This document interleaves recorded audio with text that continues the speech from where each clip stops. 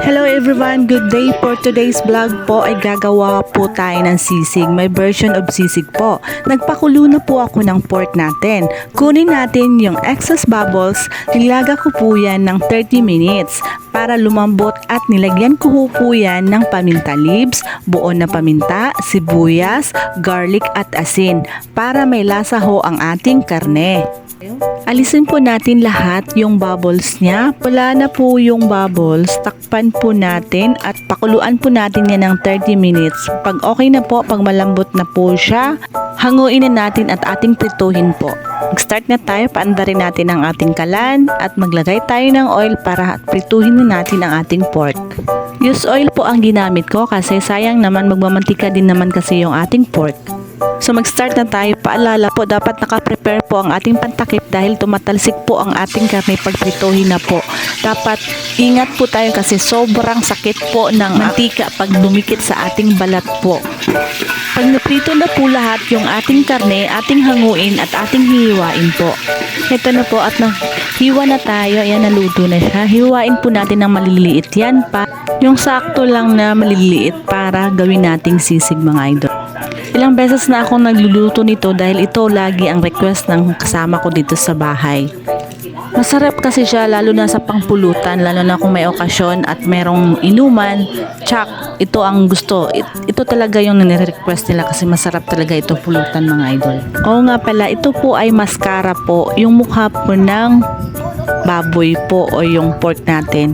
Mukha po ito, hindi po ito yung laman kasi mahal po ang per kilo ng laman at yung sa tiyan, lalo na sa belly, mahal po yun. So mascara po ito. Ang kilo lang po nito sa mascara is 210. So ito po yung napag-isipan ko na bilhin kasi mas masarap naman kasi ito gawing sisig kasi lalo na yung tenga. Ito talaga yung nire-request pag magsisig ka, mascara talaga ang gawin mo.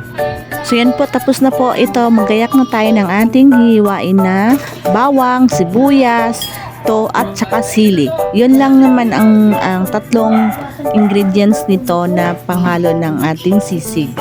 Maghihiwa na po tayo ng ating sibuyas. 2 sibuyas lang po ang ginamit ko dito. Tapos kalahati lang po ng bawang. Sa isang piraso, kalahati lang po ang ginamit ko. Mas mainam po pag madaming sibuyas kaso mahal sibuyas tsaka yung bawang. So yan lang po ang ginamit ko.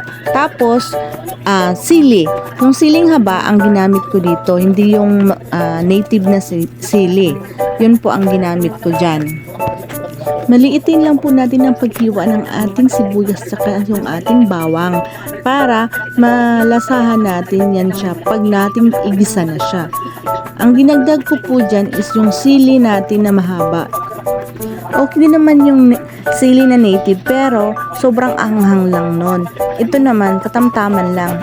Kung sa Bisaya pa ito, sili na kulikot.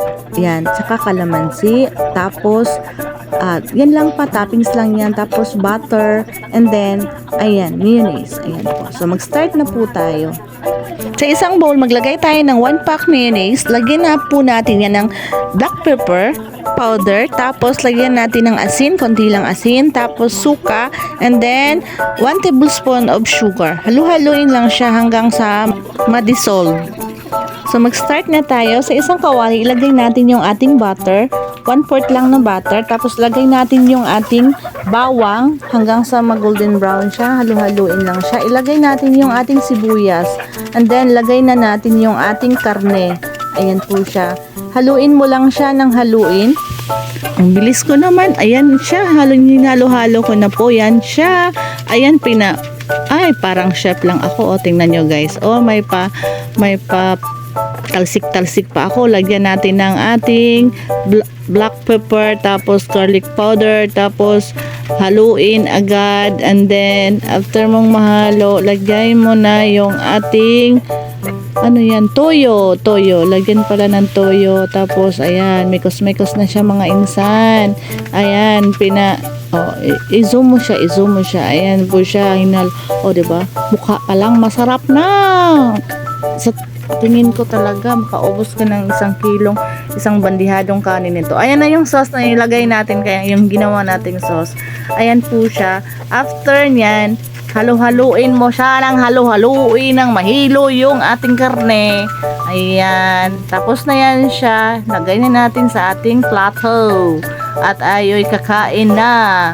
Tapos lagyan natin yan ng, ay inalisan ko pala yan siya kasi ayaw na yung, mayroon kaming kasama dito na ayaw ng maanghang. So siniparate ko po yung hindi maanghang saka yung ano, ayan, lagay na tayo ng sili. Ayan, para maanghang.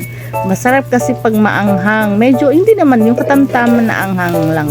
Tapos ayan, hinahalo-halo na siya, hinahalo-halo, and then lagyan natin sa ating plating. Mas masarap ito kung meron kayong sizzling plate kasi pag ano, doon mo ibiyak yung itlog para presentable ba. Ayan, nilagay ko na yung itlog tapos hinalo-halo ko na. Maganda talaga yung sizzling plate kasi maganda tingnan pag nasa plato. Tapos lagyan mo pa ng ibabaw na sili tsaka yung lemon seto or lemon ba, kalamansi pala. Ayan, so ayan, halo-halo na siya, no? Nahalo-halo na siya. So ilagay na natin sa plato, no? Para ating tikman. Ayan na siya. Ayan, presentable na siya mga insan. Ayan na siya. Oh, sobrang sarap. So kain po tayo, guys. Ayan na po ang aking version na sisig or dinakdakan for today's vlog. Maraming salamat sa mga nanood. God bless everyone. Bye-bye. Thank you for watching. Please follow and share and subscribe to my channel. Bye-bye. Thank you. Bye.